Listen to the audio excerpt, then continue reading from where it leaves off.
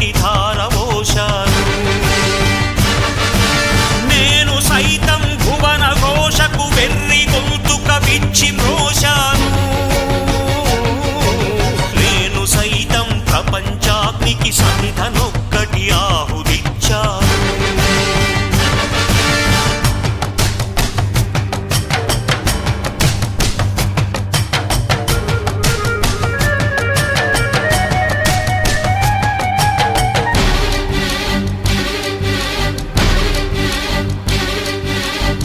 అగ్నినేత్రమహోగ్రజ్వాలా